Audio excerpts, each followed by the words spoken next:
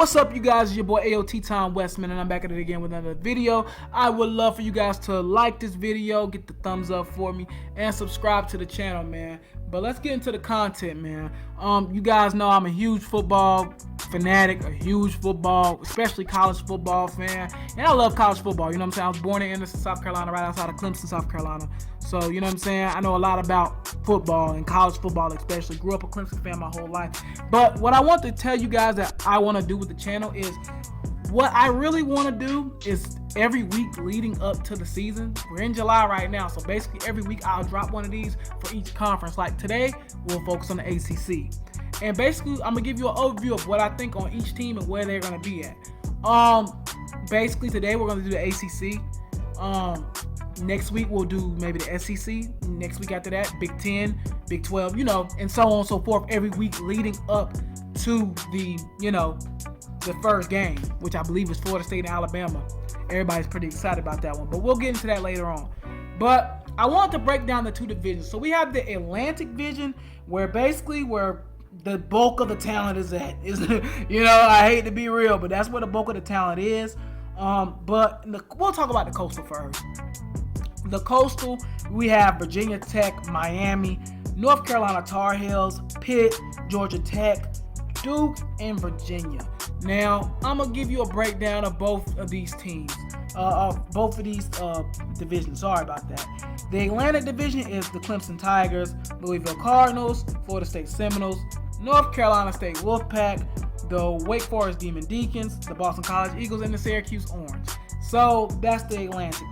The Coastal side. Now, I know y'all have heard a lot of jokes about the Coastal. They're weak. There's nobody in the Coastal. They suck.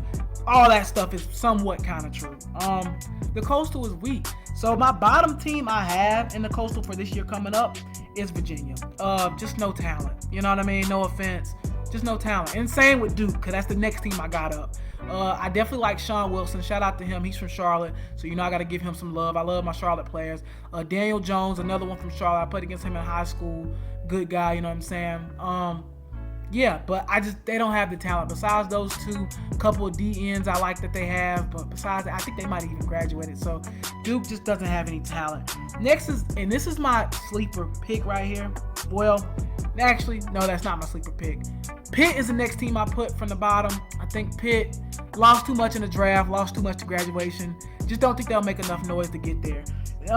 Now, another team that I feel like is going to take a step down this year is North Carolina. After losing Elijah Hood, Matt Hollins, Ryan Switzer, basically the bulk of your team that was really making impacts on the field. Mitch Trubisky, obviously. They don't have enough to, I don't think, to regroup. I like their linebacking core. Just don't think they have enough to really make a run. Now this is my sleeper pick. And y'all probably gonna be like, nah. Georgia Tech.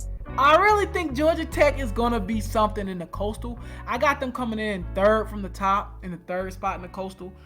I just like that option, man. Paul Johnson, he always makes something happen. So I wouldn't be surprised if they get 8 or 9 wins this season. Last year they were sneakily good, going 9-4. So I wouldn't be surprised if they do the same this year. And then I got Virginia Tech coming in. I think they're losing a little bit on offense, but they're pretty stacked on defense. Another Charlotte guy on that team, Adonis Alexander. So I want to give a shout out to him. Shout out to the 704 boys. You know I'm gonna give y'all a shout out. So another good player on that team, and that cornerback, they just loaded at cornerback. I think they got Edmonds also another good corner they got. So yeah, they're gonna be pretty good. And I got Miami winning the Coastal. Miami, I just feel like this is their year. Mark Ricketts finally got his feet wet. I think he's ready to make some progress at Miami. So I definitely could see them getting, you know, the Coastal maybe going like 10-3, something like that. Something on the guidelines that I could definitely see them getting into that championship. Then let's get on to the Atlantic side.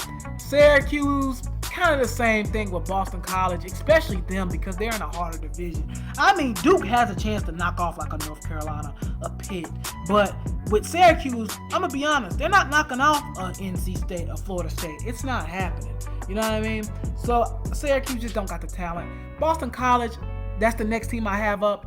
Great defense, no offense. You're not gonna do too much with not any offense, especially in college football. A lot with the spread, you're just not gonna get any progress. Next team that I think is a sleeper team And don't be surprised if they maybe even upset and beat NC State. And that's Wake Forest. I'm telling you, Wake Forest is a sneakily quiet, really good team. They just need some experience, man. Once they get some experience, they're going to be all right. You feel me? The team that everybody's raving about, and I like them too. But with NC State, I just think with them, it's too good to be true. You know, like they do this every year. And I like NC State. My sister went to NC State. My brother-in-law played for NC State. I just don't see it in the cards for them to win the Atlantic. But this is a 9-win team, bro. Finley, Chubbs, who's some more players they got on that team that's talented? My boy Jalen, he from the 704. Shout out to my bro. They got a team. Naheem Hines. A lot of good players on this team. Like, I definitely see them getting 9 or 10 wins. Like, seriously. Dorn, this is your year to prove yourself. If you lose with this team, you can kiss your job goodbye, bro. It's over. Like, wrap it up. It's like the Migos said, wrap it up. Yeah, wrap up your career in NC State because it's over if you don't win with this team. This is literally probably the best team you're going to have at NC State this year. If you don't win this year, hey, that's on you. You feel me? Next team I got, and I'm just not a believer in these cats this year. I love Lamar Jackson, but Louisville. They're not winning the Atlantic. I'm just being honest. O-line is just not good enough. I love their D-line. I love their secondary. Once again, shout out to another Charlotte guy, Jair Alexander, who I feel like is the best cornerback in the ACC, but we'll talk about that another time. Yeah, like I said, I just don't see them beating. I don't see them beating Florida State. I don't really even see them beating Clemson, even though they got that game at home. And I wouldn't be surprised if Kentucky gives them a run for their money again this year. That's just the facts. I like Lamar Jackson. I really do. I like him. He's a good guy. He seems like a humble dude, but I just don't see it happening this year. Then next, I have my Clemson Tigers coming in the second place. I would watch out for Clemson, though, because I think everybody's kind of doubting them because of the quarterback situation, and I am too, and I'm a fan of Clemson. And I'm telling you, the quarterback situation is ugly. I think next year when Trevor Lawrence comes in, Kelly Bryant's going to be no factor. Probably even Hunter Johnson's not going to be a factor because from what I'm hearing, this Trevor Lawrence kid is like the real McCoy. Like, he's the real deal. Like, a lot of people are saying he's a day one starter wherever he goes in the country. So the fact that he picked Clemson is amazing.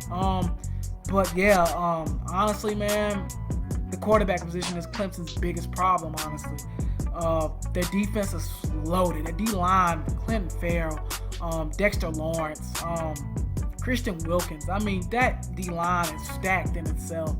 But the quarterback position is the biggest problem there. I see us losing probably to Virginia Tech and Florida State and maybe even NC State, especially if that's a Thursday night game at Cardi Finley. And then finally, Florida State. I think they will lose to Bama, but I think they'll run the table after that. I'm hearing that man Cam Akers is the real McCoy. Now, I don't know, but I'm hearing Cam Akers is real. That's just the facts that I'm hearing about him. I'm hearing that guy's the true deal.